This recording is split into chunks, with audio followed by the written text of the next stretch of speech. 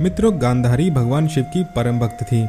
भगवान शिव की तपस्या करके गांधारी ने भगवान शिव से ये वरदान पाया था कि वह जिस किसी को भी अपने नेत्रों की पट्टी खोलकर नग्नावस्था में देखेंगी, उसका शरीर वज्र का हो जाएगा। जी हाँ मित्रों, भीम से युद्ध से पहले ऐसे में गांधारी ने अपनी आंखों की पट्टी खोलकर दुर्योधन के शरीर को वज्र का करना चाहा था, लेकिन कृष्ण के बहकावे के कारण दुर्योधन ने अपने गुप्तांग को पत्तों से छिपा लिया था, जिसके चलते उसके गुप्तांग और जांघें वज्र के समान नहीं बन पाए थे। तो मित्रों, चलिए विस्तार में जानते हैं कि आखिर क्या हुआ था, इसके पीछे की घटना क्या थी। तो मित्रों, घटना इस प्रकार है कि गांधारी दुर्योधन से कहती हैं कि मैं तुम्हें विजयश्री का आशीर्वाद तो नहीं दूंगी, किंतु यह शिव भक्तिनी एक कवच पहना सकती है। तो हे पुत्र, गंगा जाकर स्नान कराओ और वहां से सीधे मेरे पास चले आओ, किंतु ऐसे ही जैसे तुम जन्म के समय आए थे। तब दुर्योधन ने कहा कि नग्न माताश्री। गांधारी कहती हैं कि माँ के समक्ष कैसी लज्जा, जाओ स्नान करके निर्वस्त्र आओ। दुर्योधन कहता है जो आज्ञा माताश्री। दुर्योधन के जाने के बाद श्री कृष्ण गांधारी के कक्ष में जाते हैं। गांधारी कहती है कि आओ देवकी नंदन, ये तो तुम्हें याद ही होगा कि 17 दिन पहले मैं 100 पुत्रों की माता थी और अब केवल एक ही पुत्र की माँ हूँ। श्री कृष्ण हाथ जोड़कर कहते हैं कि हाँ माते, इन शवों में से एक शव ऐसा भी है जिन्हें आप पहचान कर भी नहीं पहचानती, और वह शव है ज्येष्ठ कौंतेय का। तब गांधारी कहती हैं कि क्या युधिष्ठिर का? तब श्री कृष्ण ने कहा नहीं माता, ज्येष्ठ कुंती पुत्र कर्ण था। यह सुनकर गांधारी दंग रह जाती हैं। श्री कृष्ण कहते हैं कि इसलिए ये मत सोचिए माता कि आपके पुत्रों की ओर से मेरी बुआ का कोई पुत्र युद्ध नहीं कर रहा था।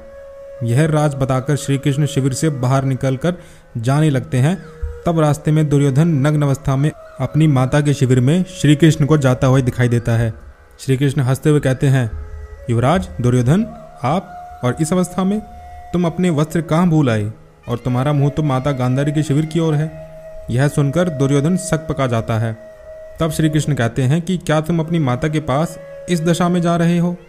तब दुर्योधन कहता है कि माता श्री का यही आदेश था। तब श्री कृष्ण कहते हैं किंतु वो तुम्हारी माता हैं, उन्होंने अनेक बार तुम्हें गोदी में लिया होगा। तुम तो पुत्र हो, लेकिन अब एक वयस्क पुत्र हो, और कोई वयस्क अपनी माता के सामने पूर्ण नग्न नहीं चाहता युवराज। भरतवंश की तो ये परंपरा नहीं है। फिर श्री कृष्ण हंसते हुए कहते हैं किंतु तुमने तो भरतवंश की परंपरा का पालन करना कभी का छोड़ दिया है।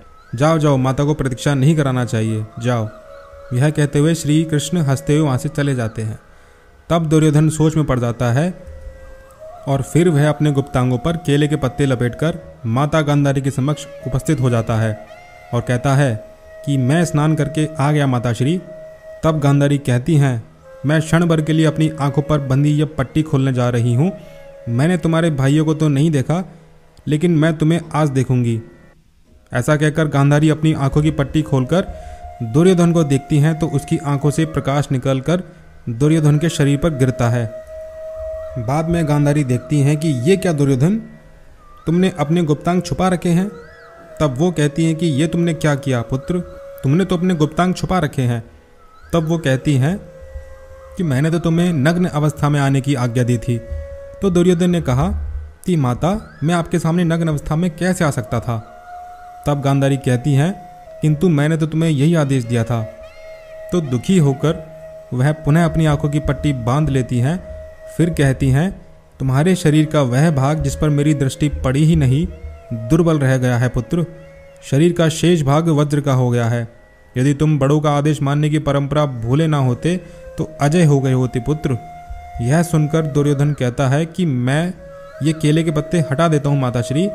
तब गांधारी कहती हैं कि मैं कोई मायावी नहीं हूँ पुत्र, मैंने उस एक दृष्टि में अपनी भक्ति, अपना सतीत्व और अपनी ममता की सारी शक्ति मिला दी थी पुत्र। तब दुर्योधन कहता है कि आप चिंता न करें माताश्री, मैं कल भीम से गदा युद्ध करूंगा, और गदा युद्ध के नियमों के अनुसार कमर के नीचे प्रहार करना वर्जित है। कल मैं उसको इतनी मार मारूंगा कि वह घबराकर वीर गति को प्राप्त हो जाएगा। फिर चाहे इस युद्ध का अंत कुछ भी हो, अंत में भीम दुर्योधन की जंगा उखाड़कर उसका वध कर देता है। तो मित्रों, ये थी आज के टॉपिक की कहानी। हम ऐसे ही कहानियाँ आप तक लाते रहेंगे। मिलते हैं किसी दूसरे वीडियो में, तब तक के लिए राधे राधे।